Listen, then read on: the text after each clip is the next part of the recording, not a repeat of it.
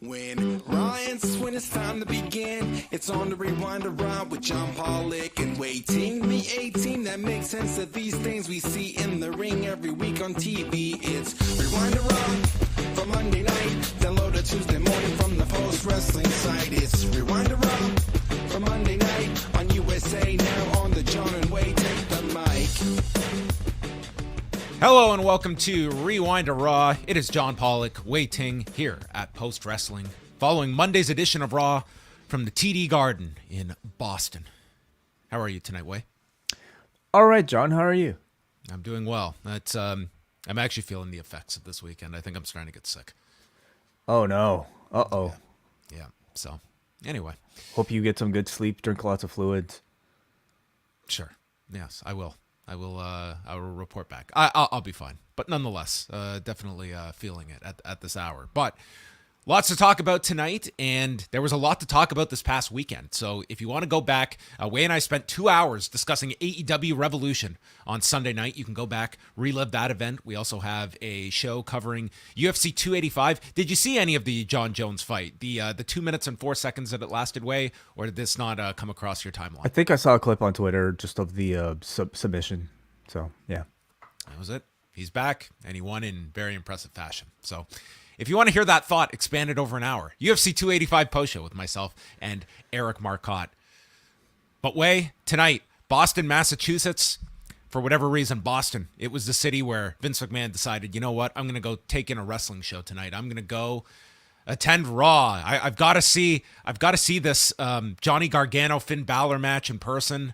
I want to go check in with see how everyone's doing, and most importantly, I want to work on this sale somewhere quiet. So I'm going to go to the TD Garden, where I hear they have great Wi-Fi, and I can maybe maneuver my sale back there. So he is only back. He is only back to work on the sale. That is it. He is not doing anything else. He is just here to work on the sale, and tonight he was working on the sale backstage at the TD Garden. Whether or not he, truly has influence creatively, I don't think we'll ever know that blatantly, at least maybe not during this particular period. I also think speculation about, like, he could truly just be there to visit people, including a John Cena. But of course, we're going to speculate about whether or not it's going to be more. The audience is going to speculate about whether or not it's going to be more. Besides all the creative stuff, people can draw their own conclusions on that front. I mean, Paul Levesque has said as much that, yeah, of course I speak with Vince, but ultimately I have the final say. Like, Paul Levesque is not even shielding the idea that thoughts are filtered through him, but that he is the decision maker at the end of it. Putting all of that aside, do you look at it as a bigger deal of just Vince McMahon being present at a WWE show? Do you think that is, and how it would have been met by people that got to the arena today and all of a sudden, well, Vince McMahon's going to be here tonight, or just suddenly you see Vince McMahon there? Like, this is somebody that has all of these allegations against him. Is this just the best corporate move by the company to have Vince McMahon present in front of all of your employees and independent contractors? I honestly would you want him there if you are running the show? Well, I don't know if I'd have much choice. He is a majority, has majority controlling interest in the actual company. And I think it's kind of sad to say, but like, I almost feel like at this point, at least from what I hear about the talent and what I hear even about the fan base, the concern is less so about, I think, the allegations, that are levied against him, and more so about his creative influence. That seems to be the thing that is upsetting people most. What is he going to do to my precious wrestling show? And not so much, the sexual abuse that this man allegedly may have committed. Yeah, again, we look at the parallels, and here we are, removed from significant scandals involving the two biggest power figures in pro wrestling and MMA. And as we stand here today, they feel unscathed in all of this. Like, Dana White went in front of the media and he addressed it when he did. It's not brought up anymore. Like, he did the press conference on Saturday. It was, their first. He's done a few, but it's been relatively very few press conferences. it's not even a topic. It's not a story. TBS got through the controversy with Power Slap.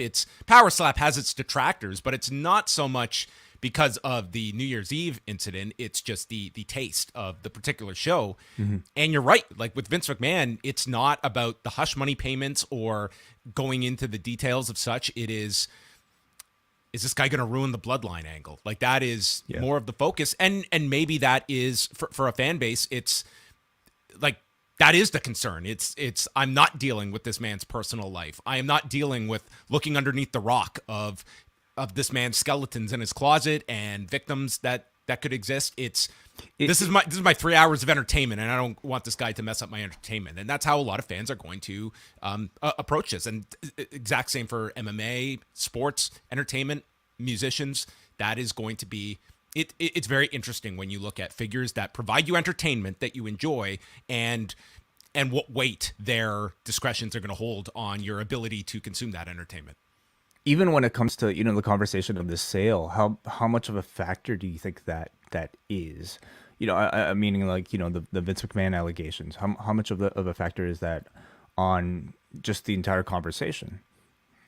I think it's something. I think that the price tag of that $9 billion is going to scare off a lot of people, and I think there are larger issues. If we were just talking about the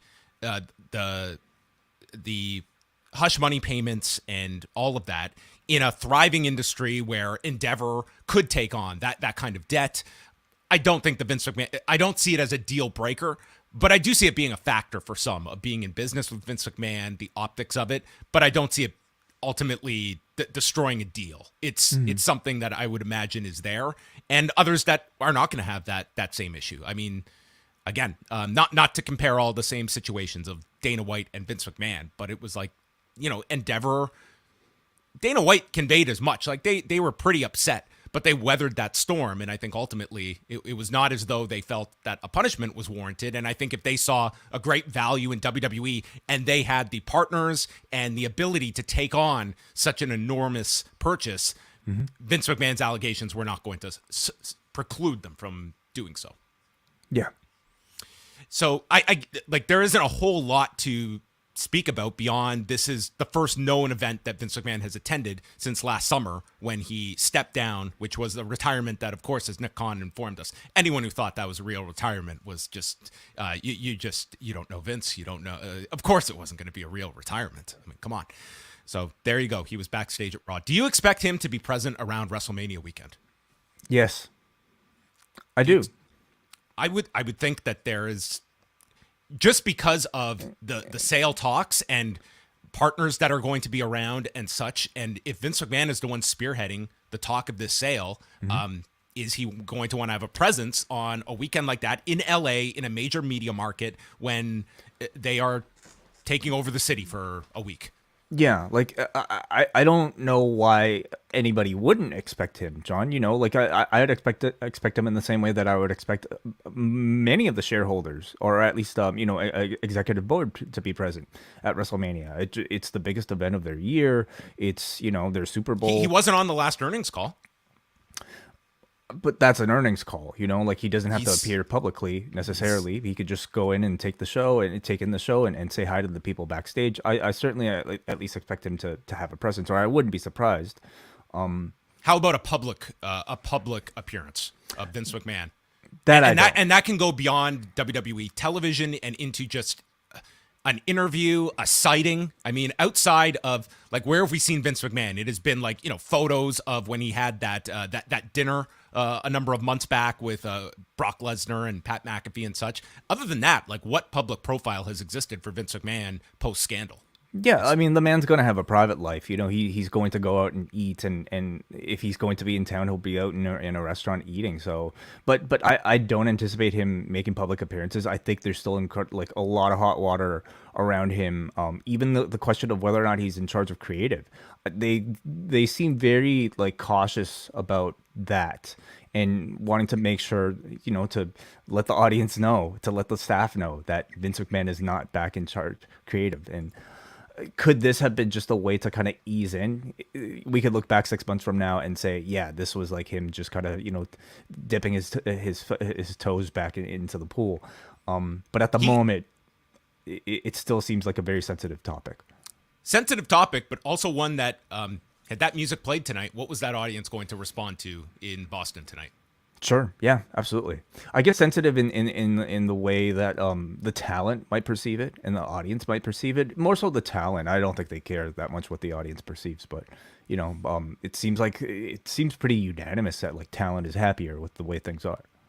Yeah, I think that it's also a story that I would not want to be fanning the flames of Vince McMahon so attached in terms of this becoming a story and just rehashing all of that. But I also have very little expectation as well of the larger media entities that they ran with the Vince McMahon story when the first Wall Street Journal story came out. And they tired of the story after a while. Like when the settlement was made with like Rita Chatterton and like as that story progressed, like the media had moved on from it. So it felt as though it happened and Vince McMahon is not on their radar. So I don't know how much, barring a sale where this will be gigantic news if such a sale occurs, and Vince McMahon's name would be very much linked to that. I don't know how much people would be revisiting it. Like if he came out on television tonight, would it be a big story outside of wrestling? Maybe to a degree, some would cover it, but I don't know how big it would be. I'm guessing. I don't think it would be that big outside of wrestling. We move on to AEW, and I just wanted to go over some of the notes that came out of the press conference that we were doing the show last night as it was going on, but several of the performers spoke. I guess the most news came out of Tony Khan's, and there were several business notes that he offered up that, as we had mentioned last night, the show did around 8,000 paid. WrestleTix had it at around 9,000, but that's tickets distributed, so that would include comps and such, and an $800,000 gate. And also, Tony Khan, it's very early estimates. Like they probably have a good idea of the digital buys, but traditional pay-per-view buys, there's going to be the natural lag before. And we have seen with like a Forbidden Door and other shows that over time, like that 90-day cycle, it can add like 10-15% to the buys. But they're seeing it as likely up from Full Gear in November, which is a pretty good sign, and in the 130 to 140K range. But again, that's a very early estimate. But Tony Khan does expect strong replay buys based on strong word of mouth. And I'm always curious because we don't get any significant data on replay buys. Like what is the percentage? Like is 5% at like that week considered good? Is like what is the range? Because this would be the show. This and Forbidden Door were two shows that they had such great word of mouth that like I would put myself in the position that I would have gone out of my way to buy this show if I knew what I had missed. Like this to me was just an excellent, you could not have presented a better show for somebody that missed it and regretted not buying it. Yeah, when the conversation coming out of this is, was this AEW's best pay-per-view? It's going to leave people who missed it feeling like they certainly missed out. So, in that sense, I think they couldn't have done better. Are you more or less likely, if you were somebody that, say this weekend, you were like, I'm sick of all this combat sports stuff. I'm not watching anything. I'm hanging out with Oscar all weekend. And I came to you today and I said, dude, there was an unbelievable AEW pay-per-view and there was the UFC pay-per-view. It was a good show. It wasn't like show of the year, but let's say they did. They had a show of the year. Is there a difference on what you would... Like, if the results are out and such, does it make any difference to you, pro wrestling versus MMA, of what you would be more likely to go seek out? Or is it equal, that if you hear a strong recommendation, you would be interested? I think it would be equal. Like, if I was as big of a fan of MMA, as I was professional wrestling, I think it would be pretty equal. Ultimately, I want to see something that's spectacular and something that's very unusual that I don't usually get. And if I got that from my UFC match. That's a better question for you, John, because you're an active viewer and journalist for both sports. So what would the answer be for you?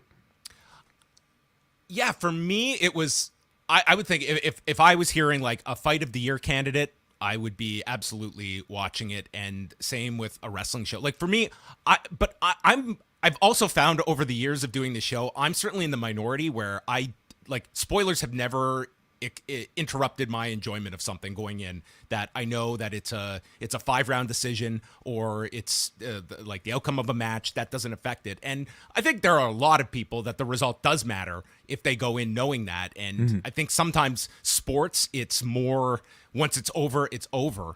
But like last night, I was sitting down and just on my Rogers on the pay-per-view channel, the main channel on Sunday night was dedicated to the UFC pay-per-view replay, and Revolution was on like the secondary HD pay-per-view channel. And it's always interesting in these weekends because it's not just allotment that you only have so many channels for a pay-per-view provider. There's also the commercial inventory of how much like your local cable provider is promoting that weekend's big event. And this weekend, what are you going to be advertising the most? Well, the UFC is going to take precedence. And those are the sort of decisions you go into in a weekend where it's not just competing for people's dollars, but it's also for their attention and commercial inventory as well, where they know that this weekend, yes, the events are on separate nights, but what are we going to dedicate? And even on the night that AEW is running live, the main channel was dedicated to like the Jones Gone replay.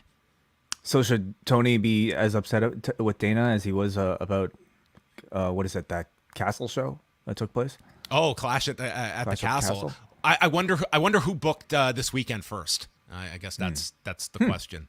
So, well, we will get another weekend of this in the end of May, because we got it on back-to-back days. We got the confirmations of Double or Nothing, and then the Saudi Arabia show, May 27th and May 28th. So there is your Memorial Day weekend for our American listeners.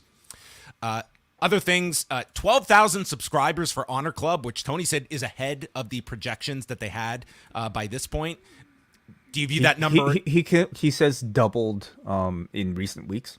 So I would imagine the most amount of people signed up this week. Like, why would you have been signing up for Honor Club weeks ago when you didn't know when the show was coming? I guess it's like that. Maybe most surprising about that is there are about 6,000 people still subscribed to Honor Club. You know, just for the archive. I guess. I guess. Yeah. I don't know what you would have been holding on to Honor Club for, because it's like I guess some of the more recent pay-per-views were they up there?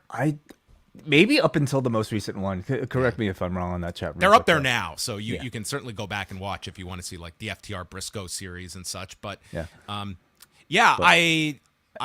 wonder what the ceiling is going to be for subscribers, because like if this was building towards like Supercard of Honor being part of this service, I would say they're going to get a big spike this month with the TV and then that. But like Supercard of Honor is a separate purchase for you. So he said about 12,000, right? Yes. Subs? Yeah. So, Which he says is about as high as Honor Club has ever been in its history. Okay. I mean, you do the math, that's like 120K, a month that's coming in. Does that make Ring of Honor profitable with the amount of money that they're putting into tapings and promotion? And you're not even counting pay-per-view on top of that as well. You're saying no, John. No. Like of what they're spending on this, forget the purchase price of ROH, but what they're spending on like tapings for, like they revamped this whole service, and you're talking about like 6 figures here in income that's coming in on 12,000 subscribers. Well, it's like, just a start, but I mean, is it a good start? Yeah. Is it a good enough start? If it's above their projections, I guess so. Like New Japan World, I don't think New Japan World has become what maybe they envisioned it, and that's something that it usually hovers around 100,000 subscribers. So, okay. but again, that's a service that's 9 years old in comparison. But I guess how integral is it to their core business? New Japan's versus live touring. I mean, they're still very much a ticket selling business. I mean, they're not at a place yet where television rights are carrying them. Like it's still like tickets are a big factor, but it's something for them. But that's also half owned by TV Asahi, so it's not even strictly all New Japan. But I guess the question will be like all these people that have jumped on board, what are going to be the incentives for people that were not interested week one that are going to attract them? Like it was good word of mouth this week, but I wouldn't say overwhelming. Like this was the talk of online wrestling on Friday. You have to go watch that ROH episode. Well, like again, the only talk would have occurred on podcasts like this and on maybe message boards. But beyond that, Huge that we are talking about Honor Club. This could be gigantic for the service. Meaning, how would you have even found out about it if you weren't paying super close attention to the lower thirds that might have occurred when Claudio Castagnoli appeared on screen? You know, they certainly, for whatever reason, didn't make a huge effort of announcing it. I imagine Supercard of Honor is where you'll continue to get a whole lot of reminders, and also, you know, conveying a lot of the current storylines to entice people to jump onto the subscription service. But it's a start, you know. I'm curious to know if like something really hits, if like more people are aware, if Eddie Kingston wins the championship, for instance, or if something really big happens, Shibata shows up or whatever. Does that make a big difference? Will Tony continue to update us on these numbers? Yeah, it was interesting. He wasn't even asked about it. He volunteered that number as well. So he must be pretty proud of the number. Yeah, no, maybe he realized it's he felt bad for the no comment at the start of the conference call on Thursday. He's like, you know what, I'm going to throw them a bone here and throw out some numbers. Some other questions he was asked about. Wouldn't comment on Kenny Omega's deal. So balancing things out after once a contract. He should just have like a little sign on like a little. He should have card, a button, you know? and then like it just lights up like no comment. I appreciate you asking, but I can't talk about that. Yeah. Said that, there were some challenges in the Elite House of Black program, mentioning, without stating the visa issue, that like Kenny had to deal with something. And then that Buddy Matthews also wasn't around for a time. So yes, he would have liked them to have some more FaceTime together on TV. So I think he acknowledges like, yes, it did come together pretty quick. But I mean, to their credit, when that match started, that was a hotly anticipated match for the audience when the bell rang, and it felt like a big match. No release date yet for the Fight Forever game, but it's done, and he just doesn't want to step on anyone's toes by announcing the release date. Do you see that being a big deal for AEW, this video game? I mean, it seems like it's been feels like years that this thing has been developed. I mean, for their sake, I hope it's met with positivity, because it's going to be the most scrutinized game, I feel, because of all of the hype behind it. Very much so. And you're talking about WWE about to release their new game, which at least, to sort of a layman's eyes, looks really awesome with its graphics. Do you have any of these systems or no? No, dude, I don't have time for any of this stuff. But I like listening to the conversation. I like always, hearing about what people. But this one in particular for AEW is very important. It's one of their bigger sort of pushes into the mainstream. You'll be able to find this at a GameStop and wherever people buy video games, and people will be talking about AEW on websites and doing reviews and on Twitch and things like that, where they might not normally be talking about AEW. And you don't want that conversation to be a negative one. You don't want the reputation of the company, for a lot of people, the first time they're hearing about this brand, to be one attached to a bad game. So I would say a lot is certainly riding on it beyond just the monetary. And then he just rounded out things, talking about the difference of formatting AEW versus ROH, that with AEW, it's very challenging with the time constraints, hitting times. And he talked about, being in classes when he was younger, writing out episodes of television of his fictional Dynamite series, and wrote for 1 week. I'd love for them to actually go back to those notebooks and play them out exactly as is, like with the character names that he might have created and everything. And he formatted those shows when he was younger without commercial breaks, and he said, and a lot of matches. He loved to have a lot of matches on his Dynamite episodes, and says that studio wrestling, it's the easiest type of wrestling to do, but there's positives and negatives when between the two. Like there's the higher production value with AEW, but it was an interesting question when it came to like the philosophy of booking two, which are very, very different formats between a live television product and taping something in a studio where it's a marathon of matches you're taping. Knowing the amount of money that's coming in at the moment, I think the cheapest option like makes sense, for this ROH product at the moment. And if those numbers continue to rise, maybe they eventually get out of that studio. Few injury notes coming out of last week. So Kofi Kingston, Dave Meltzer had reported that he suffered an injury on SmackDown, and I don't know if this was the spot, but it jumped out at me when I watched it, is when Drew did that Tope Con Hero onto everyone during the match to set up the Fatal 5-Way for this Friday. He did this Tope Con Hero, and dude, he crashes down on Kofi. I would not be surprised if that was the spot. And Kofi did not specifically state too much about it, but he did put up a post saying he was going to be all right, and it was a shot of his right foot and ankle that were strapped up. So not indicating too much, but I mean, if you want to read into it that it seems like it's not too serious, we'll find out Friday, because he's supposed to be in that 5-way match, and he'll either be in it or he won't be.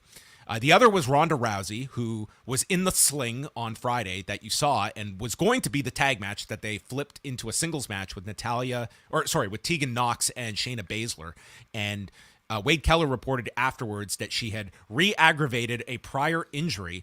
She had worked the house shows the weekend prior, and re-aggravated an injury, and it was said to not be considered too serious. I did ask about this, and it was indicated to me that the hope is that it's not anything too serious for her. So we'll see. And I guess Ronda Rousey is this year's big question mark about where she is going to end up on this card with Shayna Baszler, and seems to be the most outstanding quote unquote star of the roster that does not have a clear path yet. Yeah. Quote unquote star, I think is an interesting way to put it, because her star power, I feel like, is the least it's been since her attachment to the WWE, and it almost feels like even if she wasn't on the show, I don't know how much this show suffers as a result.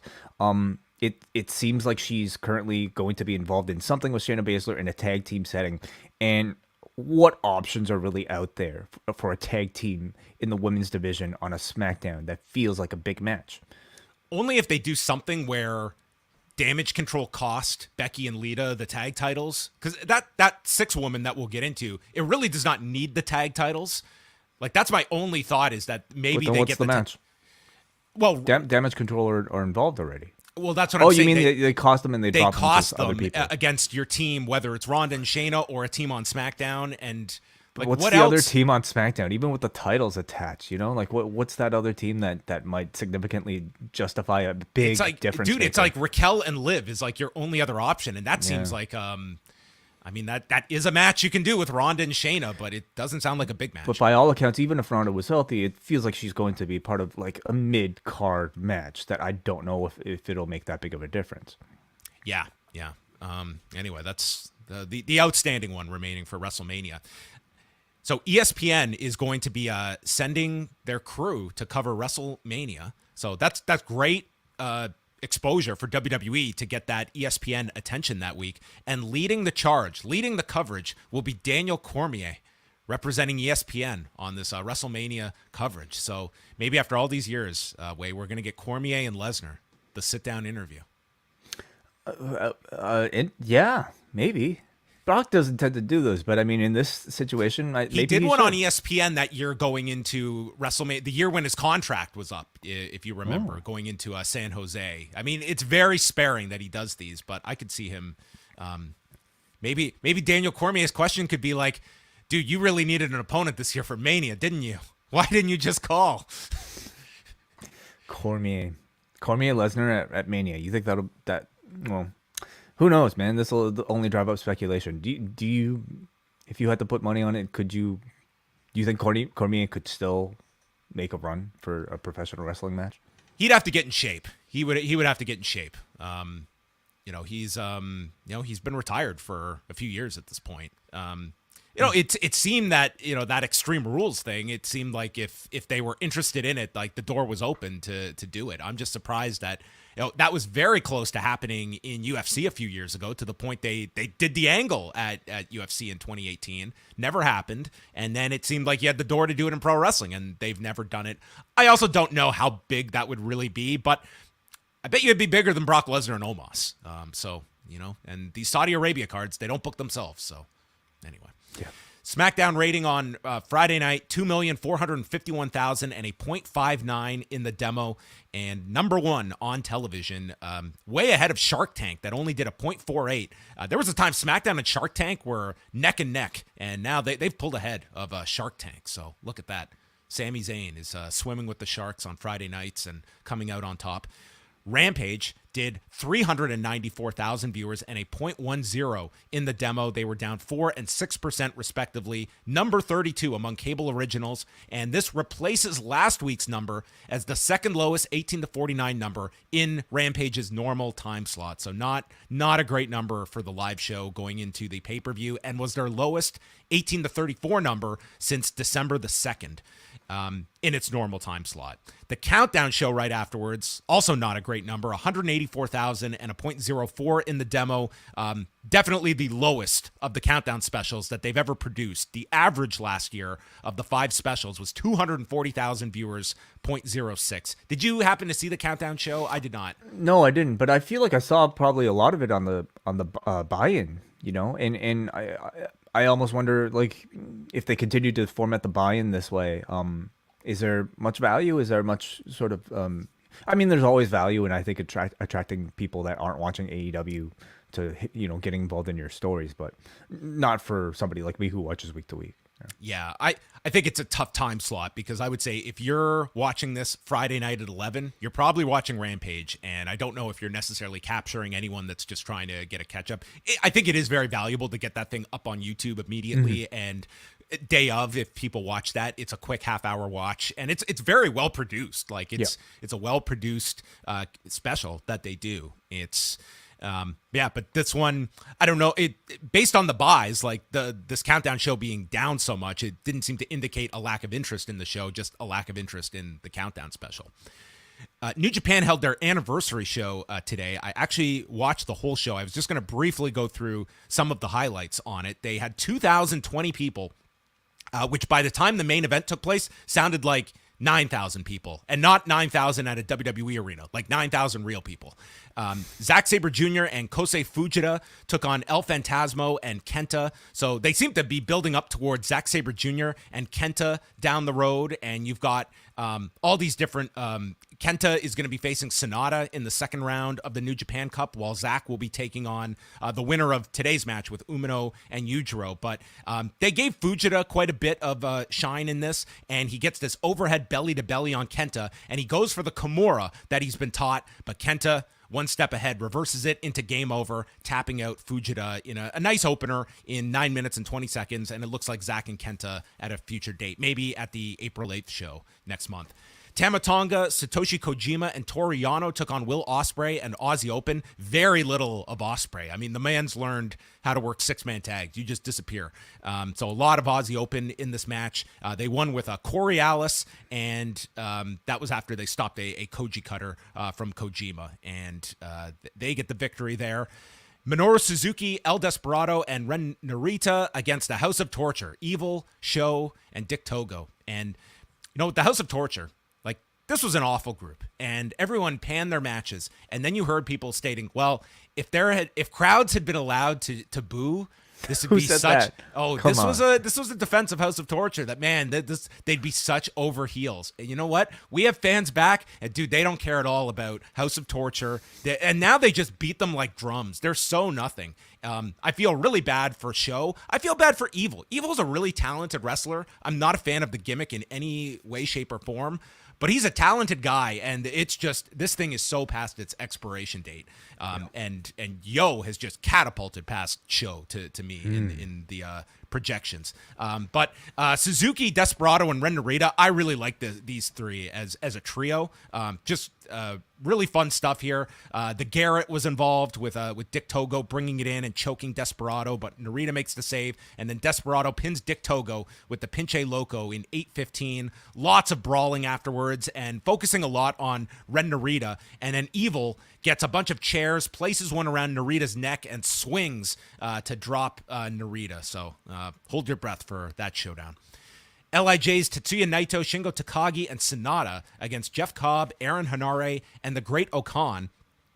Sonata has introduced a new finisher that he beat Taichi with on Sunday to advance in the New Japan Cup, and he does not have a name yet for the finisher, so he is going to go to social media for suggestions. So if you want a name... What's the move? I didn't see the show on Sunday, so I actually have not seen the finisher yet, but you can check that out. It was a lengthy match that they did. So Takagi hits a pumping bomber, and Hanare stands on his feet. This match was all about Aaron Hanare, and they're stating how that would take a junior heavyweight's head off, and Hanare just stands up to it, and he fires back forearms, returns with all these kicks. The Streets of Rage gets stopped, and then Cobb is in with a Tour of the Islands on Takagi, a spin cycle to Naito, and Hanare follows with a PK to Takagi, and then hits the Streets of Rage, and Aaron Hanare pins Shingo Takagi in 10 minutes. This was a huge win for Hanare, and it seems like they're getting very serious with Aaron Hanare. These don't happen too often on New Japan shows, especially in these multi-person tags. But, you've got Naito and Sonata's continuing in the tournament. Takagi's in the tournament too, but this was like a meaningful loss for Takagi, and it would seem, and giving it to Aaron Hanare, I think that speaks volumes. Lio Rush and Yo. I do not know how I didn't figure this one out, but that they go by Leo. Like Leo, but Leo. Yeah. Yeah, I approve. I approve of it. They took on Hiromu Takahashi and Bushi, and Lio Rush is challenging Hiromu for the junior heavyweight title on March 21st. Rush and Yo are phenomenal as a team together, and they're in here with Hiromu and Bushi. So they just had great chemistry, Lio Rush and Hiromu. They're going to have a phenomenal match later this month.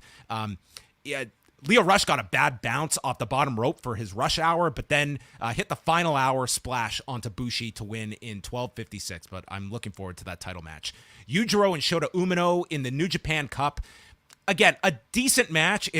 I understand that Shota Umino has got Yujiro here. Not exactly the most dynamic opponent, but I wouldn't say this was all that great. It was sort of just a ho-hum match with the crowd getting into Umino, and he won with a Death Rider in 9:49. Why Yujiro gets all of these singles matches, it boggles my mind, but I've been saying that for a decade. David Finlay, the man that has sent Jay White packing, comes out with Ghetto. And this is the reveal that David Finlay is now part of Bullet Club. And I'm sure WH was just celebrating this new addition to the Bullet Club. And Kevin Kelly notes the added muscle that David Finlay has packed on here, and taking on Tomohiro Ishii in the New Japan Cup. And they had a very good match, 18 minutes and 40 seconds. Finlay looked great in this match, as did Ishii. We saw a cliffhanger DDT for a 2 count by Finlay, and Ghetto's giving him the advice, and Ishii hits this massive lariat for a 2 count, and then it's a Ushigoroshi by Finlay that wins the match in 18 minutes and 40 seconds, so he will advance to take on Great Khan. And they made a big deal that Ghetto has selected 3 people as people he has mentored: Okada, Jay White, and now David Finlay. So they are giving the monster push to David Finlay. And going into this New Japan Cup, I thought El Phantasmo was going to go far. They eliminated him in the first round. So I could certainly see David Finlay going very deep, if not right to the finals. Like, it is, I think that this tournament will be about building David Finlay into one of their big heels and replacing that void that Jay White has left. But Ghetto did a promo afterwards, and they're really trying to hit on, like, David Finlay is the Rebel. Yeah, his new nickname, Rebel Club. The lineage of that seat, of being the leader of the Bullet Club, is incredibly illustrious. And so the pressure, by all accounts, it seems like having Ghetto attached means he's going to be the leader of the club. And that's a lot of pressure for David Finlay. Now, seeing what I've seen of him recently and seeing the great promo he cut after the Jay White attack, it's given me a lot of confidence that he could pull off this role. Like, the guy sounds really good. Can he pull off the rest? You kind of need a bit more than just being able to speak. You have to deliver in ring, and he's looked strong, but can he look strong enough to the point where he might be compared to an AJ Styles or a Finn Balor or a Kenny Omega? Yeah, I think the Bullet Club, it certainly comes with its anchor to it as well, and what is expected in a Bullet Club style match where Ghetto is in your corner. So it's going to be tough to navigate. But I'm very high on David Finlay. I think he'll have a very good tournament here, and he could go very far in it.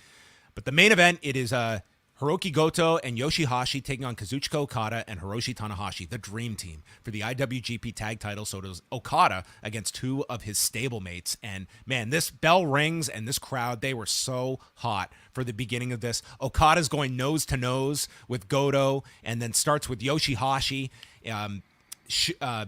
we get the Shoto gets stopped by Okada as he kicks Yoshihashi away. The audience is just cheering along here. Goto fires up, and we build to the tag to Tanahashi. So they get Tanahashi and Goto, and they bring up their match last year to determine who would go to Forbidden Door. And then they double team Yoshihashi, where Okada hits the top rope elbow and sets up Tanahashi, who goes for the high fly flow. You think this is going to be the finish, but Yoshihashi gets up his knees and cradles Tanahashi, and the crowd bites on Yoshihashi pinning Tanahashi. And they hit the violent flash onto Tanahashi, deliver the Shoto, but Okada struggles, breaks up the cover, and we get a reverse GTR to Okada. Tanahashi then stops their finisher, gets a roll-up for an excellent near fall on Yoshihashi, and then he stops Karma, twist and shout, and then we have Yoshihashi hold up Tanahashi on the rope as Goto lands a lariat from behind, and they hit Naraku onto Tanahashi, and Yoshihashi pins Hiroshi Tanahashi to kick off the 51st year of New Japan Pro Wrestling in 20 minutes and 17 seconds. And it is Yoshihashi that gets to do the farewell speech at the end of the night, stating how it's been a long time, and I believe one day I can beat Tanahashi and Okada individually. And he just cuts this huge speech that he's probably had in the back of his head for years since he was a young boy. Surreal to see Yoshihashi close off the anniversary show. This tag match was so much fun. This crowd sounded amazing. I would recommend the last two matches. I wouldn't say everything on this show was like necessary to say, or even that this was a go out of your way to see type of show. But between the Aaron Hanare win, that was pretty significant, and the last two matches were very good, in particular the main event. So that was the anniversary show, and a good crowd, over 2,000 people that they had at Oda Ward Gymnasium. And the last thing before we go to Raw is Roadblock is happening on Tuesday night with Roxanne Perez against Meiko Satomura for the women's title, Braun Breaker and the Creeds against Jinder Mahal and Indus Dijak takes on Tony D'Angelo in a jailhouse street fight way. So, what does that mean? Like, I don't know. So what are we going to get, like balls and chains? Maybe someone will get buried. In a jailhouse? I don't know. Maybe it'll be, how are they going to make this? How are they going to make this CWC look like a jailhouse? Maybe it'll be Tony D'Angelo gets thrown into a cement wall and it breaks and it's a giant tunnel and it's an Andy Dufresne match. Sorry, I don't get that reference. Joe Gacy against Andre Chase. The grudge match between Gigi Dolan and JC Jane, and maybe the main event on the show. Shawn Michaels appears on the Grayson Waller effect. Yeah, it's a big edition of a TV show. I'm very much looking forward to Roxy versus Meiko Satomura. We'll see how they do. And Dynamite, all they've announced so far is Wardlow and Powerhouse Hobbs for the TNT title in Sacramento. So I'd imagine some more match announcements coming over the next day or so. Raw on Monday night took place from the TD Garden in Boston, Massachusetts. Do you bank at TD? I'm not going to reveal that. Oh, okay. Probably too much information there. So when WrestleTix noted that when John Cena was announced for this show, they had distributed 7,700 tickets. As of today, they were at 13,072. So with all due respect to Grayson Waller, that's the John Cena effect. Mm-hmm. Pretty impressive. And this crowd, they were here to see John Cena.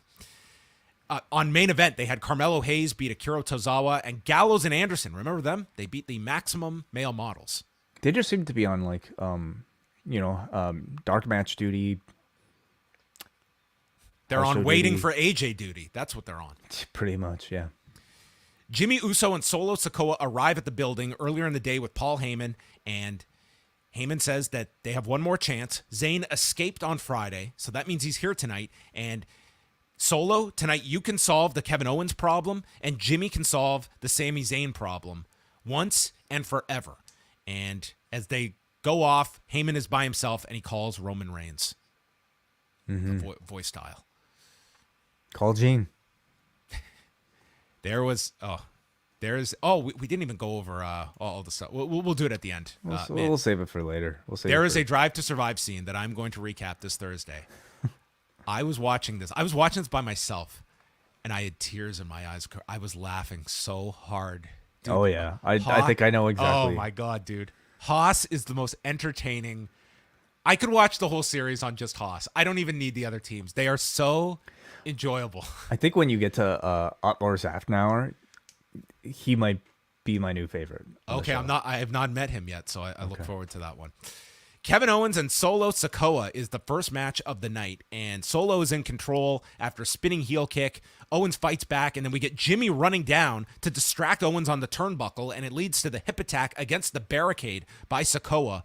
And after Sikoa misses several times in the corner, he's hit with a DDT and then avoids the stunner, knocks Jimmy off the apron, and then Kevin Owens super kicks Sikoa, hits the cannonball, and proceeds to climb to the top for a swanton. And when you think Kevin Owens has it won, Jimmy runs in and attacks Owens. So we get a disqualification at 11 minutes and 23 seconds. So this Kevin Owens problem continues. And the crowd is chanting for Sami as they double team Kevin. They clear the desk, and Sikoa is getting ready for that Umaga splash off of the barricade when Sami Zayn appears, swings a chair, and Jimmy and Sikoa retreat. And Zayn and Owens are left in the ring as the crowd is chanting for Sami. Zayn offers his hand to Owens, but Owens just rolls out of the ring, and Zayn is so disappointed as Kevin Owens walks off. Mm-hmm. I guess getting one of these disqualification finishes is about as much of a win as you can get over Solo Sikoa. By the way, is this a technical win for Kevin Owens? Was this... Yes. Solo Sikoa defeated? He must have lost before, right? Yeah, this would be a DQ loss. I don't know if Sikoa's had a DQ loss before. Well, I guess he's still protected by lack of pinfall. But I almost felt like I kind of wish Sami got this same treatment on Friday. But, obviously you can't do them both. And maybe they felt like Sami would be the one to afford the loss to Solo more than Kevin Owens. Beyond that, though, it almost seems like they've set this up, and this is important for the end. They've set the story up so that it's now about Jimmy and Kevin Owens. Jimmy and Solo having to put Kevin Owens and Sami Zayn on the shelf through some sort of severe injury. And anytime that Owens and Sami are able to escape, that's an embarrassment for Jimmy, and it should be seen as a win. So that's just what they've established here. Putting these two on the shelf. I thought they had to kill them. Yeah, that would be putting them on the shelf. Eliminate the problem once and forever. This feels like a hit has been called on these two. Yeah, I guess. Because Solo did beat Sami on Friday, so I was like, what are we fighting for tonight? Is it just to beat these guys? Well, that's what they've established. Just beating them doesn't do anything. Well, they're trying to break their necks, right? They're trying to put the chair around their necks and then breaking them. So they're trying to Solo. You know what? Let's skip all this pro wrestling nonsense. Okay, I got a pipe in the back. I don't know. Let's cut the brakes on their car or something. I guess that they could go to jail for that. Breaking a person's neck after a match, I guess, seems to be okay. Brock did not go to prison for using a forklift to try and kill a man at SummerSlam. So I think the latitude is very lengthy. If it's in the arena, I think you're legally okay. Yeah. Yeah. Anyway. They recap Uncle Howdy attacking Bobby Lashley on SmackDown, and Lashley is backstage. He is tired of playing little kids' games. Bray is not a man. You sent someone wearing a mask to do your dirty work. What will it take for you to face me, Bray, like a man? So we're going to have a a man, like a muscle man match at WrestleMania. Yeah. Sure. Right. Yeah. More mind games. Whatever. Okay, Vince, you can produce one segment tonight, okay? You're in charge of this one, okay? This is what you've got, okay? Yeah, sure. All right. He's going to vomit. Saxton is with Carmella, and she wants to be inserted into the title match at WrestleMania, but even she realizes that's not going to happen. And Chelsea Green walks in, calling Adam Pearce a dumpster fire.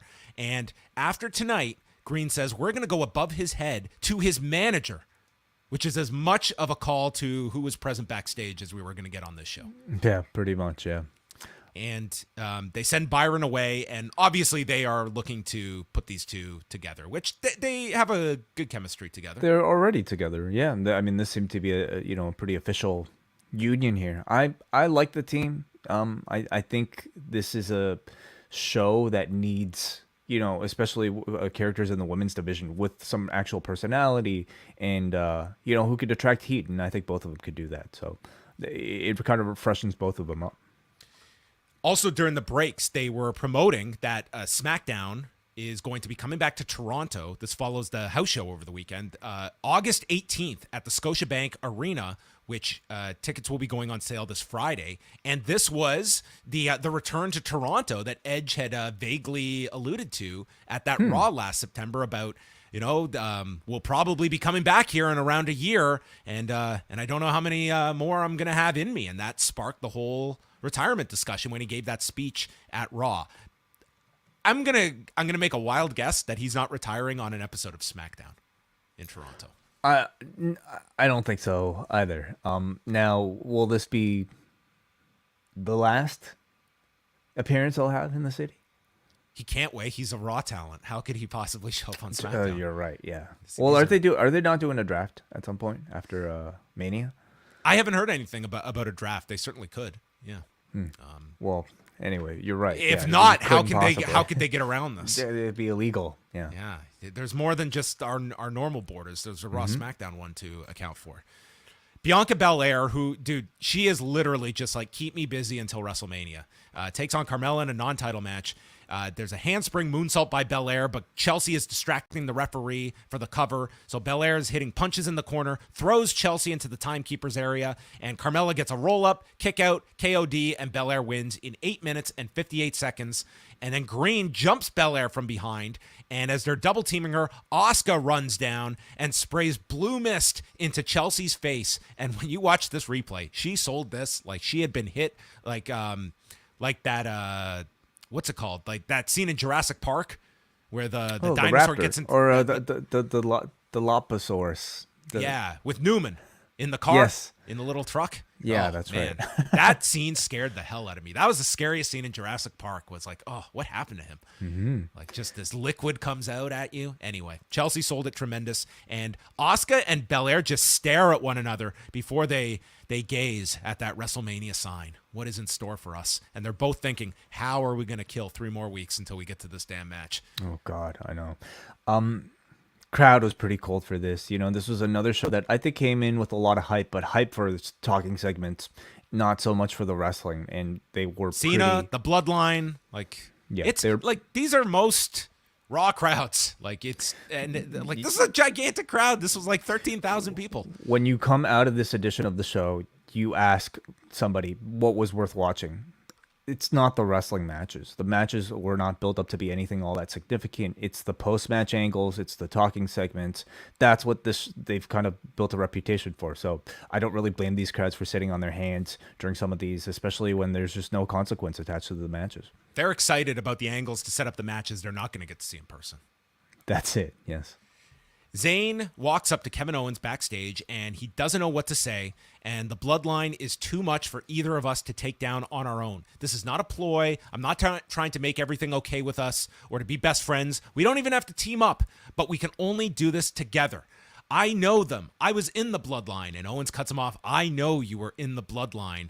It was in this building at the Survivor Series that you joined the bloodline officially, taking my head off. What an awesome callback. Really wonderful. And they were driving it really. So if you all remember, everybody, back in War Games, I mean, they were teasing Owens and Sami Zayn teaming together. And that's when Zayn fully turned on Kevin Owens, joining up with the Bloodline. And from that moment on, Kevin Owens has vowed to never team with Sami Zayn again. And they've stuck with that to, justify Owens' motivation at this point. So I wonder if all of this was already mapped out way back then, because it certainly feels like it has. And I wouldn't completely put it past them if that was the case. But wonderful sort of poetry here, going back to the city to be able to kind of remind everybody why he's so adamant about not teaming with Sami. And he tells Sami, why don't you just go back to Roman and apologize, but leave me out of it. And Zayn, dude, no one plays dejected and sad better than Sami Zayn at the moment. And he played it tremendous in many scenes on this show. I really enjoy this. Everyone wants these two to get together and make you want it. And just how are they going to finally reunite? In as much as I would have loved that embrace to end the Montreal show, you're getting so much more quality television by like, where do you go after that moment when you're 6 weeks out from WrestleMania? This is a better. They hard to complain about the way they've handled and paced this story heading into WrestleMania. They're going to. It seems like they're on track to peak it right for the match, and I think like having a nice enclosed moment like that might have been the way to do it if there wasn't 5 hours of TV to fill, for 6 weeks like we have in the modern time. The Miz is in the ring to moderate the face-to-face between Seth Rollins and Logan Paul as he prepares to host WrestleMania, and he is going to do it with professionalism. So he brings out both, and this crowd, dude, they just wanted to sing Rollins' theme. They are just singing and singing, and Logan comes in. This segment has a time limit. Shut up. And the crowd starts chanting, Logan sucks. This is a guy that believes I'm going to be a great babyface. I mean, like, he is an awesome heel. He's just so natural at it. Yeah, I think he more than realizes it right now, and thank goodness he's embraced it. He really is a natural at this. He says, who am I? I'm the clown that dumped you out at the Royal Rumble and then knocked you out at Elimination Chamber. I did more in 1 year than you've done in 20. I'm better at your job than you are, Rollins. I'm on the way in, you're on the way out. I'm just naturally good at this. I work smarter. And Rollins says, no, you bring up a lot of points, but the reason we don't like you is because you're the scum of the earth. You're a coward, you're a troll, you're a fraud, and we don't want you in our house. And Rollins is ready to fight, and Miz interjects, says they're not allowed to fight, but Paul says, I can do whatever I want, but I'm not going to fight for free. I'm a premium act, and I'm not going to fight here in Boston. But if it was a bigger stage for more money, maybe I would consider it. And Miz has the ability to make the match, and Rollins tosses out the Miz, and then Paul attacks him, misses the stomp, so Rollins and super kicks Miz, and Logan Paul winds up to deliver a punch to Seth Rollins. And as much as Logan Paul is a natural to a lot of this, his punches still suck. And I thought this punch looked awful. And the broadcasters were even like, oh, it was a slap that he gave him. And no, it was to be a knockout punch because Rollins is out cold from this thing. And he's out. And Paul ends it by stating to let him know about WrestleMania when you wake up, and ends it the same way the FaceTime ended last week. Bye-bye, bitch. Mm-hmm. I think it's punches are really difficult, and I don't even know how much of the current roster that are trained could sell a punch as a finisher, just like, without doing like a Superman or like some sort of special windup. Unless you're like, as heavy as like the Big Show, I think it's really hard to buy. So I certainly wouldn't expect somebody that's not necessarily trained or not trained as long as a Logan Paul, at least in the art of like pro wrestling punching, to be able to make it look that convincing. This is a real guy who's an actual trained boxer. If he wanted to deliver a real looking punch, I think he could have. The point is to not actually hurt your opponent, and as a result you might have got something that looked like this. I didn't think it looked that bad. I think it's all in the selling, and I thought they conveyed that perfectly fine. We have to remember this is a guy with a bionic fist, right? Isn't that what Paul Heyman told us? He's got a bionic fist. Yeah, we never saw Seth Rollins conscious again on this show. Yes. So, I mean, I think it's a good gimmick to have, especially as a heel. And it gives Paul the advantage in this first meetup. I thought it was a tremendous segment. Not only is the guy very athletic, he's very charismatic, but also very naturally unlikable, and they're using that to play this up. Seth Rollins, on the other hand, is at a point in his career where he is incredibly likable. So I think you have just a complete, wonderful match of two big personalities, and both of them incredibly athletic, heading into what feels like one of the bigger matches at this WrestleMania. And this crowd, for the ups and downs, this was a segment they were invested in and added to it. So I thought, punch aside, I thought Logan Paul was great, and Seth Rollins was great in this segment as well. And you're right, like, this is going to be, they're going to have a tremendous match at WrestleMania. I have no doubt. I think they're going to have a very spectacular match. Similar to this next one, Omos versus Dolph Ziggler. This Mustafa Ali program is, I don't know what's going on with it, but it's just a storyline for the sake of a storyline that just is not ending. Is it playing out on me? I mean, it's playing out on Raw. Raw has 3 hours, and I guess it's playing out on Twitter. Is it? Okay, well, good for them. It's kind of really hard to care about. I anticipate both of them might have a role in the Andre Battle Royal, maybe some interaction with each other. Sure. What's that? Ali's in the crowd with a "We Love Dolph" sign, and his new thing is "Be positive." And hard to be positive if you were Dolph Ziggler here. He got hit with a big boot and a tree slam and was pinned in 50 seconds by Omos, which is exactly what they should be doing with Omos building up this match with Brock. It's about as much as I think you can do with Omos. Well, I hope he can do more than this, because you can't go 50 seconds with Brock, as much as Brock might want to go. All he needs to do is jump to take those suplexes, to get onto Brock for an F5. That's all he needs to do. That's all. That's all this man needs to do. We will see. How long is that match going to... I'm going to ask you this every week. How long is that match going? Over or under 5 minutes? I think there's enough, things you could do in a wrestling match to kind of pull it out, to tease the drama. You can get MVP involved to kill some time. Yeah, hit Lesnar with the cane. Yeah, they could go 10 minutes. I'm sure you'll get a level of heat with Omos, and yeah, I north of 5 to 10, I wouldn't be that surprised. I don't think they go 10. That would be I'm going to take the under on that one. MVP says, this is all the hype we need for the match. It's like, I don't know about that. I think we could use a bit more than that. And Lesnar never should have touched him. Omos will tame the beast at WrestleMania. Maximum Male Models, they're staring at some beautiful figure off camera. And Baron Corbin walks in and thinks they're talking about him, but they're looking at Otis, who is with Gable. And Corbin asks, what does he have that I don't? They state charisma, uniqueness, the it factor, and he's got hair. Like this poor guy. I mean, Jesus Christ. Maxine says, well, why don't you go handle the short, ugly one, and we'll consider taking you on as a client. So Baron says, sure. Shorty G and Baron Corbin, the return of this legendary pairing. The man who gave him the name Shorty G. Mm-hmm. Heyman is with Jimmy and Solo Sikoa and says that Jimmy is the one who is going to take out Sami, and Reigns will never have to hear that name again, but notes all the pressure that Jimmy must be under this week to not only win tonight and eliminate Sami, but to bring Jay back into the bloodline, because if not, Roman will blame you. And Jimmy has got the weight of the world on his shoulder, as he's got to off a man tonight, and then he's got to bring back the prodigal son on top of that. So little did we know that Jimmy had a plan in place. Mm-hmm. Finn Balor against Johnny Gargano. We had all of the Judgment Day in the corner.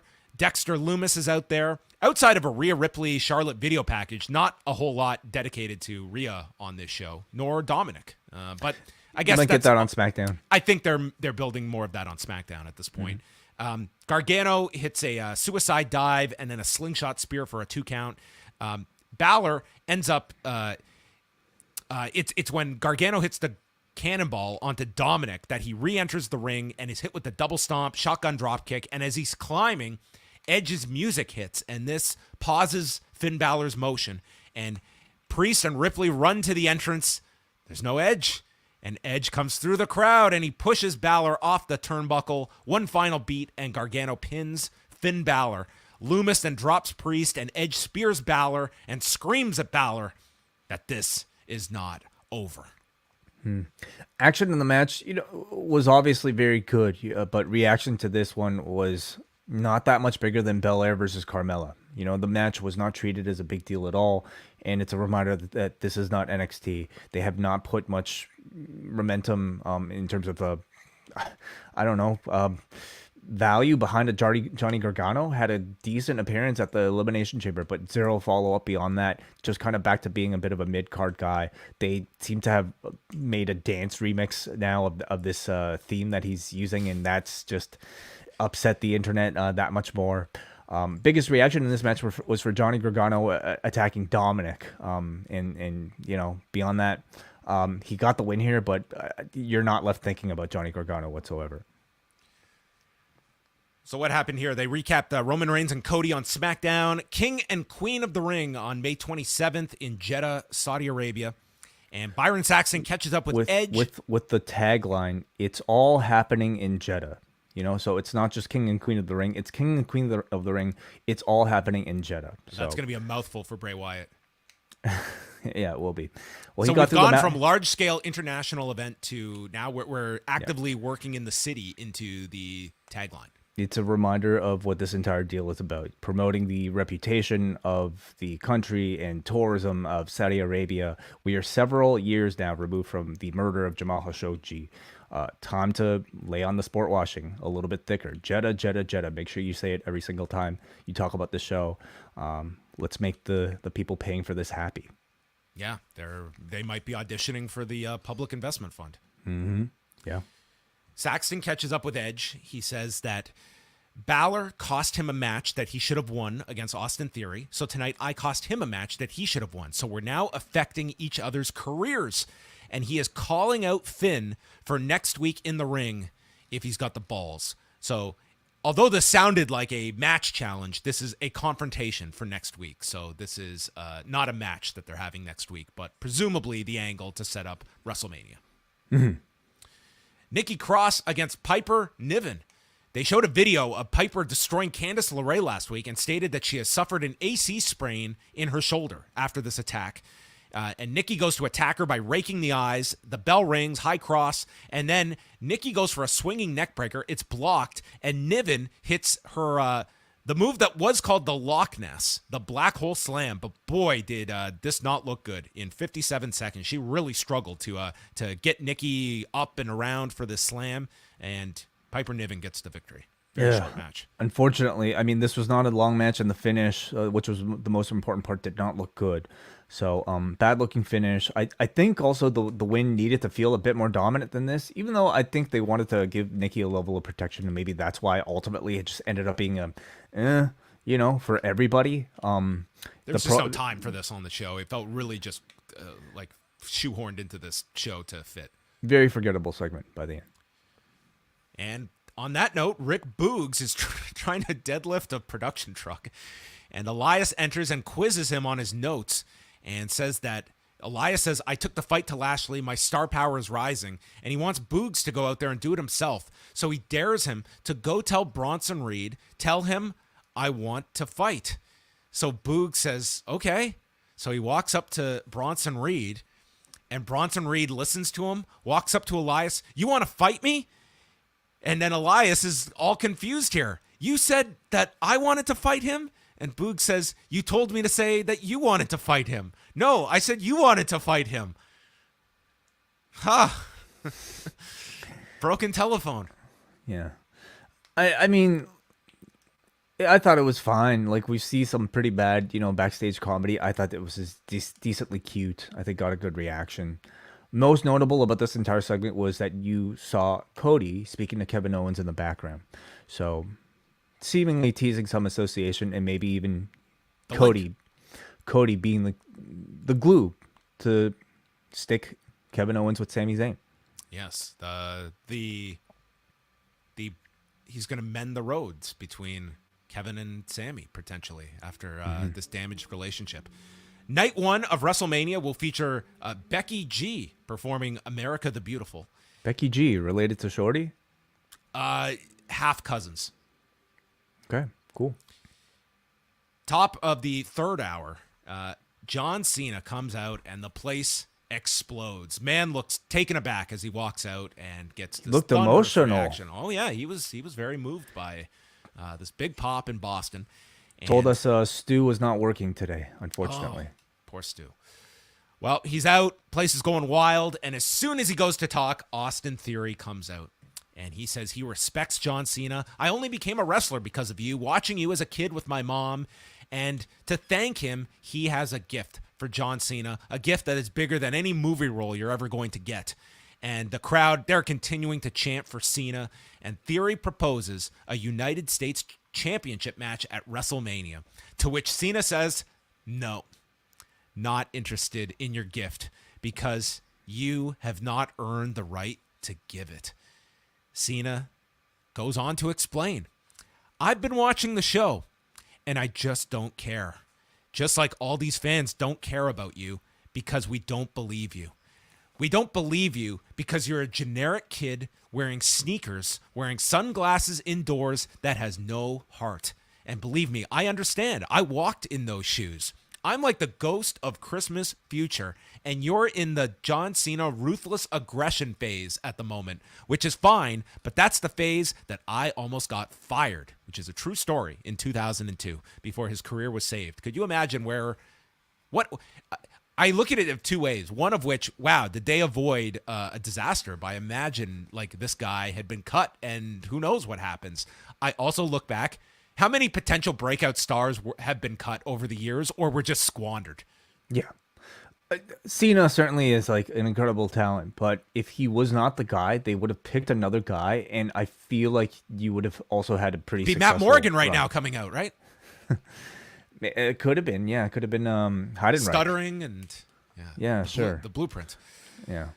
But So- Cena is an exceptional talent, and you're not going to find too many guys like that. But they chose right. They did. They chose a guy who dedicated his entire personal life to being a WWE ambassador, wrestler, top guy, star, and did it for a way longer period than anyone else being that top guy. He says that back at that time in 2002, I didn't believe in myself, and you've been given opportunity after opportunity, but you don't believe in yourself. You have no heart, no soul. The fans, they're here for me out of respect because they believe in me, not you. You're a pair of trunks away from being a jabroni. But you know what, Austin Theory? You've got the best name in WWE history. You've got Stone Cold Steve Austin, The Rock, The Undertaker, and then Austin Theory. Because that's exactly what you are, a theory. Because in theory, you should be great. You're everything a WWE executive looks for. In theory, all these fans should be here to see you, but no one cares. You're just wasting our time. So why don't you shut up, walk out of here, and we'll leave you in one piece. And Austin Theory, after he's been 10-7'd here, says, I'm not going anywhere, just like that bald spot on your head. It's like, boy, what a comeback. He asks, is John Cena, Mr. Never Give Up, giving up? Where is the respect when you have a golden ticket to face the greatest U.S. champion ever? Theory says it's true about meeting your heroes. They just disappoint you. Cena is ready for round 2. He says, I'd rather have a bald spot than fake crowd noise piped in for my boring matches. I didn't turn you down. Was this an admission? This was as much of a... That the WWE does this? Dude, on screen? Wow. I have plenty of thoughts on this promo by the end of it. Cena says, I didn't turn you down because I gave up. I'm turning you down because you're not ready. If we have a match and I beat you, you lose everything. And if you win, you still lose everything because the next night on Raw, you have to come out without me to lean on, and you're going to get eaten alive by the most ruthless crowd. So let me ask the audience, because you brought them into this. Boston, should I accept this match? And he's just a maestro here with the crowd. They're going nuts cheering for this. He says, Theory, I don't care about you, but I do care about my fans. So I'll accept the match. You've got John Cena at WrestleMania, the biggest mistake of your life. But the fact is, you don't have it up there as he taps him in the head. You don't have it in there hitting his heart. And you don't have it down there as he nails this dude in the balls and says, you've really got to work on that last part. And you're not ready for the WrestleMania stage. But one man that is, Cody Rhodes. And Cody comes out, and dude, without saying a word, John Cena put this guy over as like his best bud, and he's showing him off to the crowd. This was as much this was like Arnold Schwarzenegger in that Rundown movie, just casually walking past Dwayne Johnson as our little passing of the torch moment. Felt very much like that. Absolutely. That's what Cena, this was a total endorsement of Cody is our guy coming out at the end of this. So, dude, I understand what they are doing here with Theory, but man, I just thought that this... I just don't know how you could make this guy look more like a total nothing here. That, I mean, the part of it is that he is speaking to an audience that is probably like signaling along and nodding along with Cena during this whole promo. This is not all that different than a promo Kevin Owens did on Austin Theory a number of months ago, stating the same thing, just ripping him on television. Like, I presume Theory absolutely has to win this match, but I he just got annihilated here, and I don't know, the old adage was, you don't destroy your opponent, because then it's like, what? You either lose to someone inferior or you beat someone who means nothing. I guess this is, it was a great delivery by Cena. Did this do anything for Austin Theory? If the end result is you do have a big match at WrestleMania as a result of this. Like, this is like, you are a corporate creation that has nothing going for you. Like, this is like what they're doing to Baron Corbin, only to me, way more amplified and on one of your champions, no less. But I don't think Cena is stating anything that the audience doesn't already recognize. There's a huge disparity when you look in the ring and you see an Austin Theory versus a John Cena. Even on paper, you see on the marquee John Cena versus Austin Theory. And that, to me, is part of the reason why I was very uninterested in that matchup. This has been kind of talked about for a year or months now, it sounds like. I don't think Cena did anything to harm what was already, there. It was already this at this level. I think. Is there a scenario where Theory comes out of this elevated? Of course. Yes. Now, number one, he has to win. Yes, absolutely. I think that's a given. He also has to deliver in the build-up. He has to come back and he has to elevate. And he has to earn heart. Exactly what John Cena is talking about. He has to develop soul. Everything John Cena said, I think this dude's got to win clean at Mania. It's not just about the win, John. It's about entertaining and it's about being a more complete performer. And that's what Cena's trying to motivate him. I did not feel that this was a burial. It needed to be to some extent because you wanted, drive interest in the match. I saw it more as big brother coaching little brother and motivating little brother to become a better version of himself, just like he had been before. And I thought it was incredibly effective. They're number piping one, in crowd noise for your boring matches. Yeah, because they haven't been great, and I don't think that's any secret, John. They've been fine. He's had fine matches, but how many standout Austin Theory matches have there really necessarily been? How many are we necessarily remembering? He's telling him everything you've achieved thus far has not been enough. And so step it up so that you can become better, so that you could someday achieve. What's this last year been? What's this last year been designed for? To set him up on the stage. He's not there yet. You can't say that he's there yet. This is and this is just basically laying out, this is where you're at. You're not there yet. But hopefully, this is the program that's going to take him there. I don't think it hurt him whatsoever. I think, in fact, I thought this was a great segment. It built my interest in the match.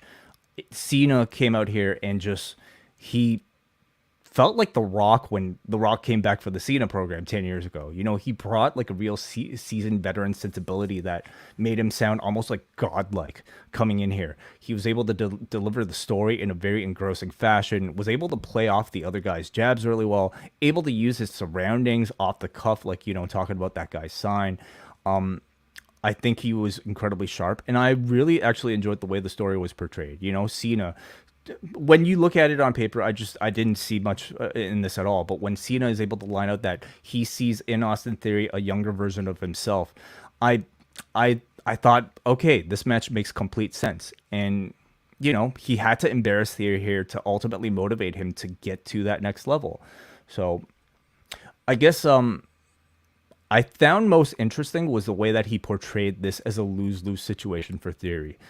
He said if Theory loses, he's basically losing to John Cena, and his momentum is stopped and he's killed.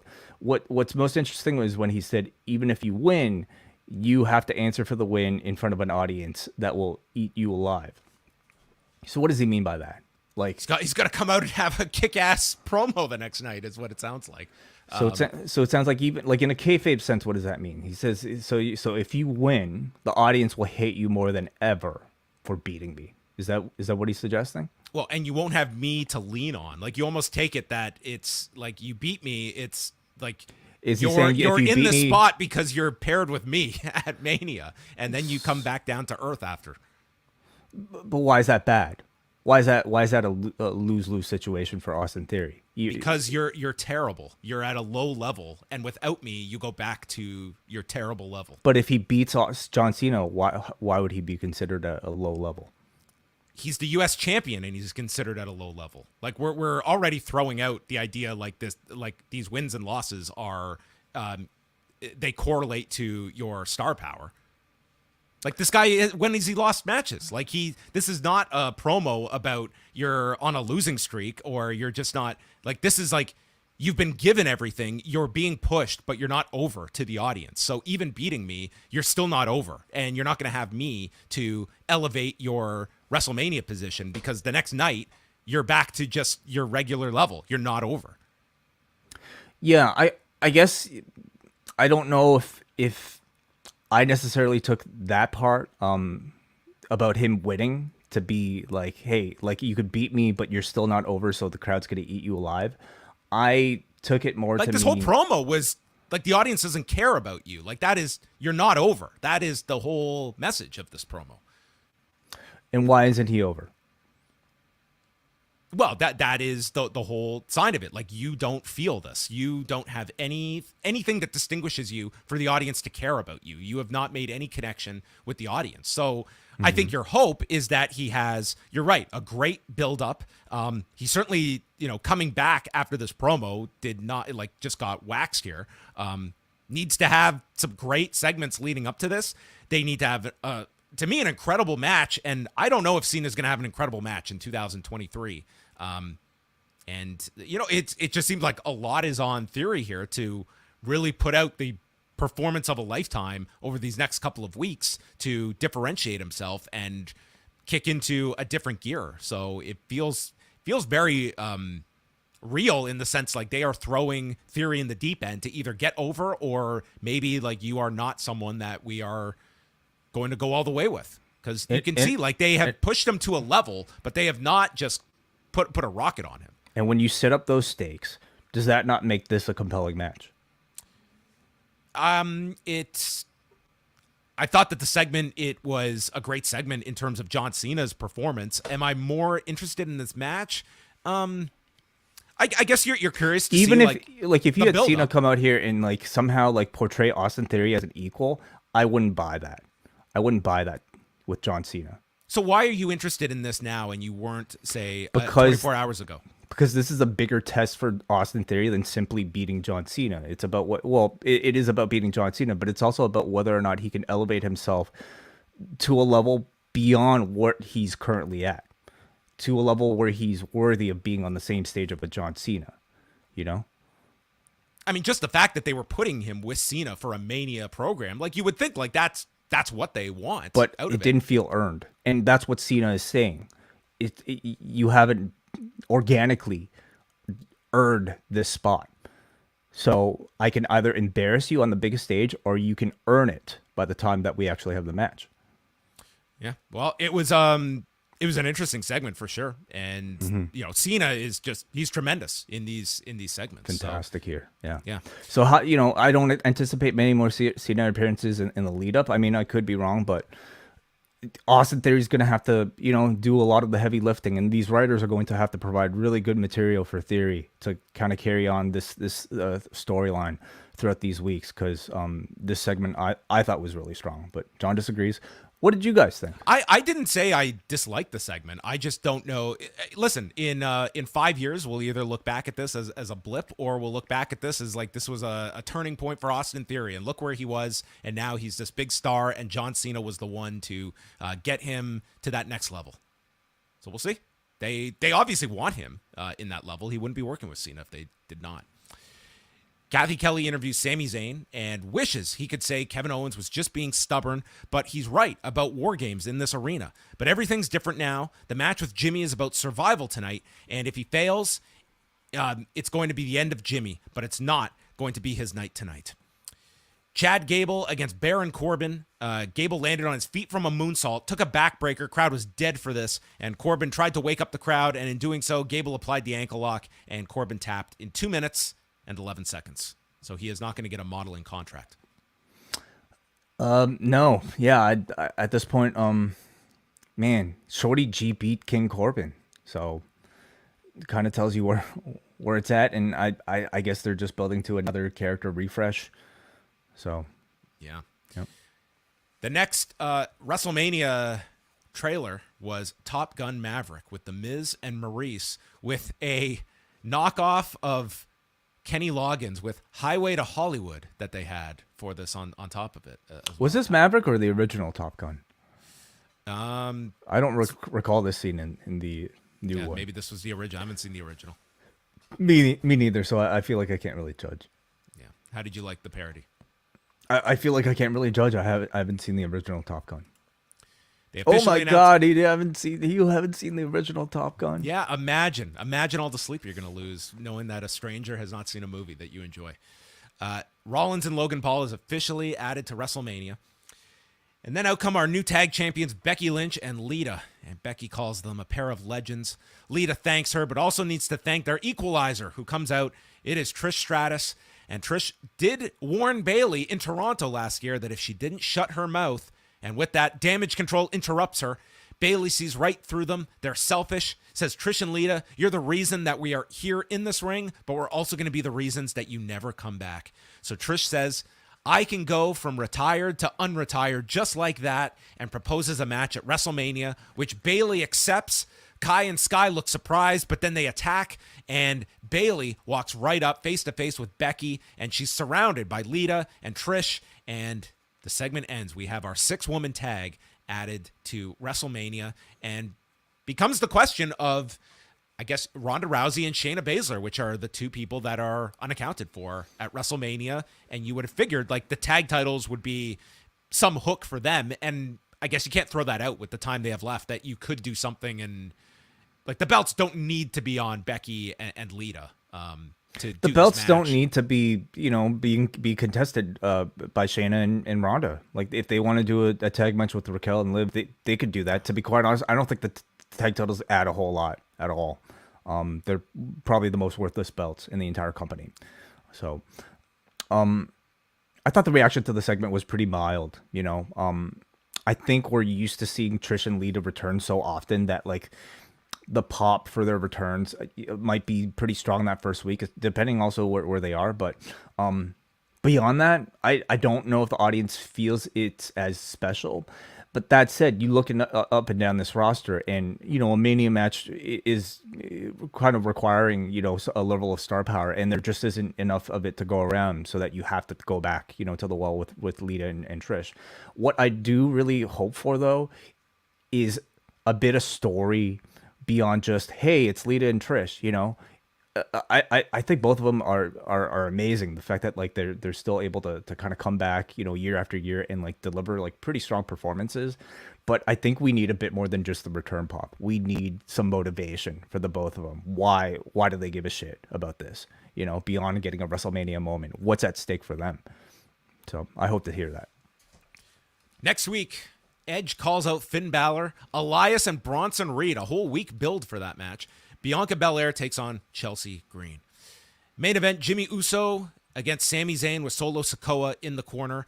Man, how many commercial breaks did we have in this match? It felt like we had this match was mostly commercial, and I'm assuming the Cena segment might have gone long. Probably did, because they started the match, went to a commercial break. They came back for like 2 minutes, another commercial break. Like this was not a long match, and they sandwiched like 2 commercial breaks into it. So Zayn ends up coming off the top. He's nailed with a super kick when Jay appears in the crowd. And this crowd, they just notice Jay. They all buzz. And Jay comes down and he's standing on the desk. And we see Jimmy smiling. He ducks a haluva kick and then goes for a Samoan drop. But Zayn rolls him up and pins Jimmy.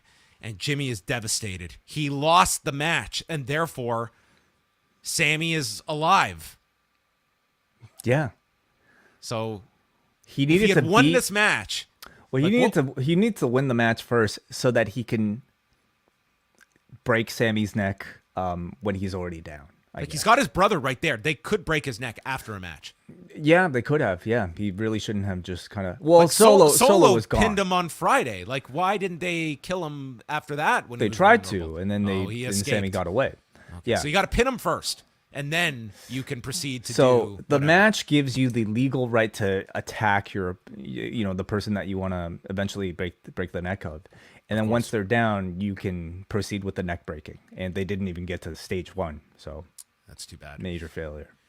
So Sammy is on the floor. Jay walks into the ring. Dude, Jay is what an actor this man has become. Incredible. Really. Yeah. He's just staring into Jimmy, and you're just like, what's he going to do? And he's looking to his eyes. He looks so torn and devastated. He's holding on to his shirt. Thought he was going to rip his heart out or something. But by the way, just kind of speaking about Jay's acting, I mean, they have to be doing a Bloodline Godfather parody. They have to. Yeah, I think that would be expected. Well, he walks out of the ring, leaving Jimmy alone, and he walks up to Sammy. He looks at Sammy, and he says, "I trust you." He hugs Sammy. This place exploded. This might have been louder than when Cena came out. This was so loud when they hugged. Yeah. And this crowd, they're chanting Usi, and they're just blown away here that Sammy and Jay are together. And Zayn and Jay, they're looking at Jimmy. Zayn's yelling, "It's not too late, Jimmy." They put their fingers in the air, and Jay super kicks Sami Zayn out of nowhere. And Jay, "You thought I would choose you? This is family shit." Jay was the star of this show. With all due respect to Cena, anyone else, Jay was the goddamn star. And they massacre Sammy. Solo Sikoa is out to join in, and it is Cody Rhodes that runs down to help Sammy and send the Bloodline out of the ring. An awesome angle to end this show. Great utilization to get Cody in it. Cody was like really well used on this show for someone that was literally on screen for 60 seconds and never said a word. Yes.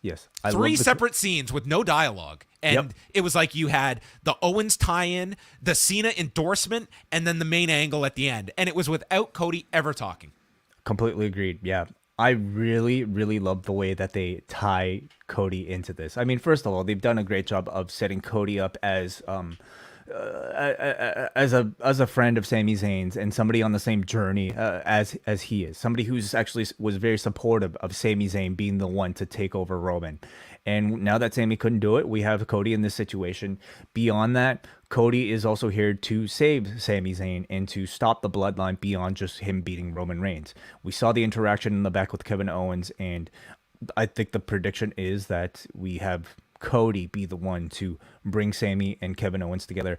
And that trio of Cody, Sami, and Kevin Owens is, first of all, awesome, just kind of from a hot babyface, standpoint. Those three opposing the Usos and Solo, or, the Usos and Roman, I think will make for some wonderful trios matches if they choose to do that at some point. But I think it also, more importantly, sets Kevin Owens and Sami Zayn on a sort of a quest that is as important as Cody's. It doesn't just feel like them facing the Usos is that much of a separate, story.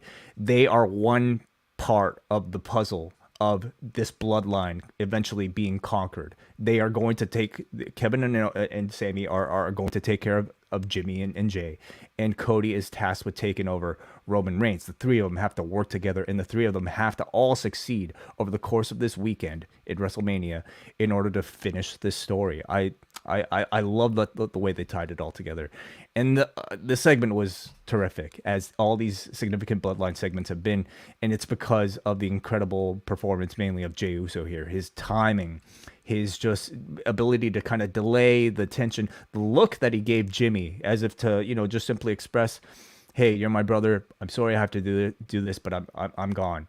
Like, all of that nonverbal acting, I thought was incredibly strong. And then the way he was able to delay the hug and then delay the super kick, I thought was pretty expert timing. So great post-match. Yeah, I thought it was tremendous to use Cody to form this tripod. Like, he is the link, and like the promo almost writes itself, that it was like the three of us cannot do this without each one of us having each other's back. And Kevin, if you're not going to do it for Sami, let's do this for Dusty. And you have that link with all three of them going into WrestleMania. Yeah, they are in great shape for WrestleMania. It was a tremendous end to the show. Excellent. Yeah. Really strong non-wrestling segments, to be quite honest with you. Some the great wrestling match on the show, announcement segments. Yeah, like crowd was not invested, and I think in terms of even story, wasn't that much to get invested in. Even Jimmy versus Sami Zayn, which was supposed to probably be the one with the most, reason for us to care, we barely got to see it because of all the commercial. But the build for WrestleMania, regardless, was really strong. Really strong segment, with John Cena and Austin Theory, Logan Paul and Seth Rollins, and what else did we have? What was the other big one? Did we have another big one? The women's six person. Did you see that? They set that match? Yeah, I guess so. What did they end the first hour with? Oh, Logan Paul and Seth Rollins. I mentioned it. So. Right, and Omos and Dolph Ziggler, of course. Oh yeah, forgot that. And really, when you look at the Raws leading up to Mania, I don't think you get any bigger than next Monday when they are at the Amica Mutual Pavilion, formerly known as the Dunkin' Donuts Center in Providence, Rhode Island. Oh my! Wow. Any any special appearances announced? Well, they're already getting Elias against Bronson Reed, so damn. I don't think you have to load it up much more beyond that. But there you go. That was tonight's episode of Raw, and we will get to your feedback now. Yeah, let's go to a couple super chats here. First of all, I want to thank Hansi for sending a super chat. He had a comment, but has since just wanted us to recognize the super chat. So thank you very much, Hansi. We got a Slim Sieber who sends $5. Thank you for the support, Slim. He says, "Have you guys heard what is happening with the Hall of Fame this year? We're 3.5 weeks out, and they have yet to announce a single name." Thanks, guys. Yeah, they've got to get those announcements out because the Hall of Fame is happening on the Friday. I would say, though, that like that SmackDown, I don't know where the tickets are at now. I would be stunned if it's not near full for that SmackDown, that you don't have the same pressure of selling tickets for an individual Hall of Fame class.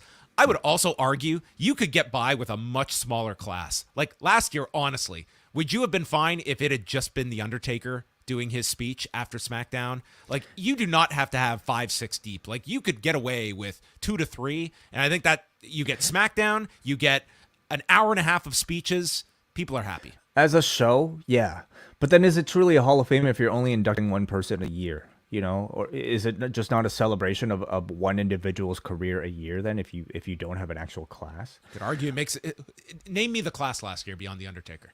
Well, but that's not really the point, It is the point, Way. It's like, what are you celebrating if it's like, it's just like... So the point is just to make the show, right? Is that what you're saying?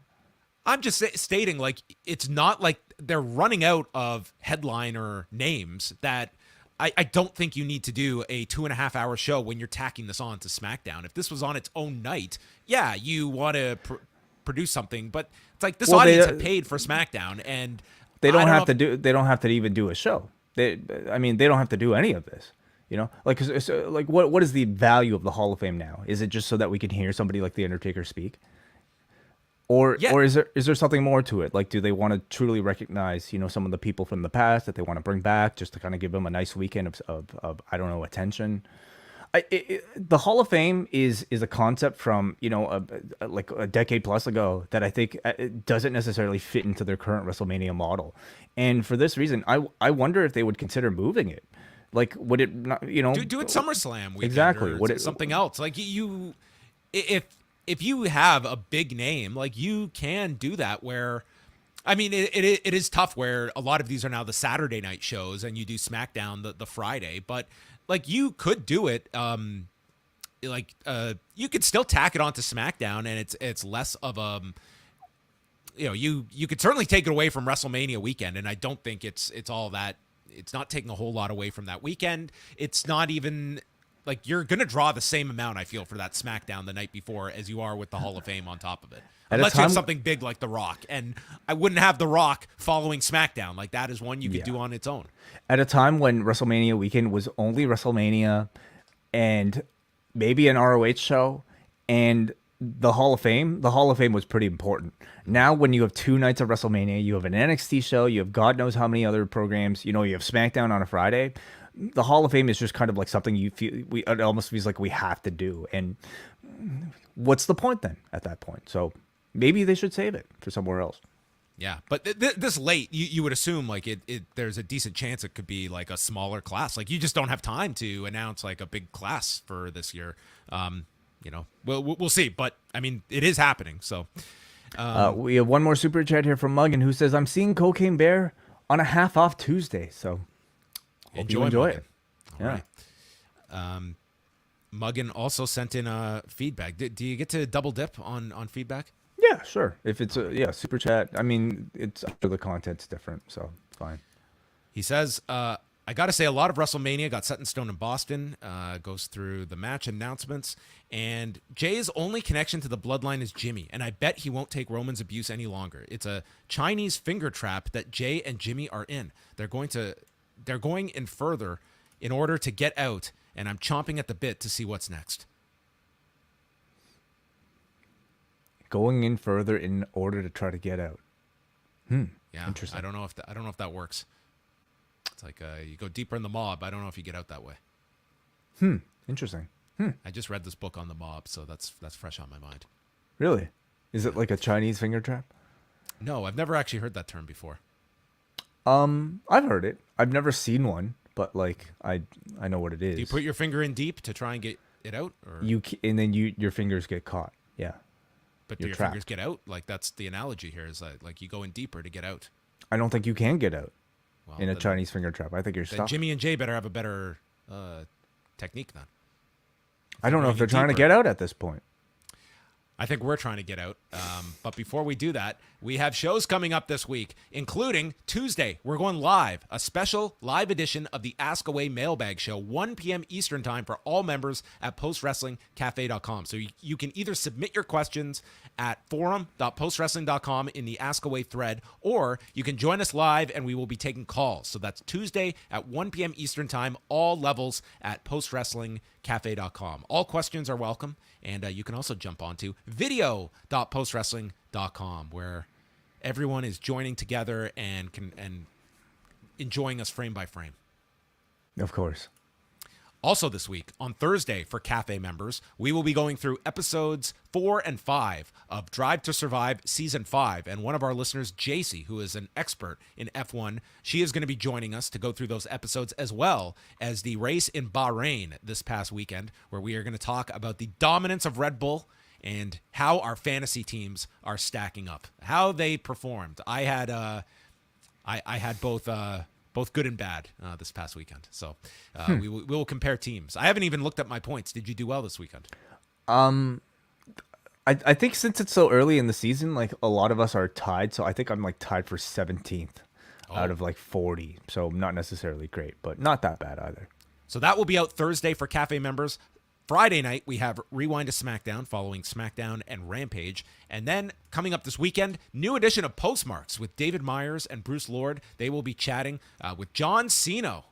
So Cena will be stopping by. Mm-hmm. We've got WrestleNomics Radio. Tons of great stuff this week at postwrestlingcafe.com. And last thing, by the time you're listening to this, all Cafe members have access to our post-road diary from our trip to Montreal that is up now for patrons to watch. That is right. Not just listen. You can watch our video diary of all of our shenanigans in Quebec. And who was the auteur that was responsible for the direction, cinematography, editing, sound design of this wonderful road diary?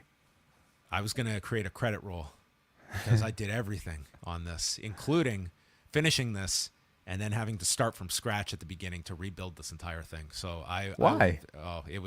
I had put on a wrong setting and it screwed everything up. So I had to change that. Yeah. Okay.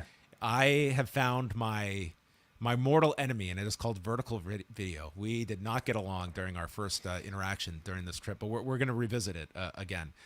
I will, at a future date, ask for a thorough evaluation by Way. He is going to give me a grade. I think I got a solid C on this.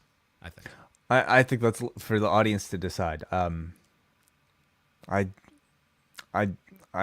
think any video with us rock climbing is going to get an A+. So. Check that out, postwrestlingcafe.com. And that is it for us. Tuesday night, check out Up Next after Roadblock with Davey and Braden. They'll be live on the channel at 10:15 p.m. Eastern. And that is it.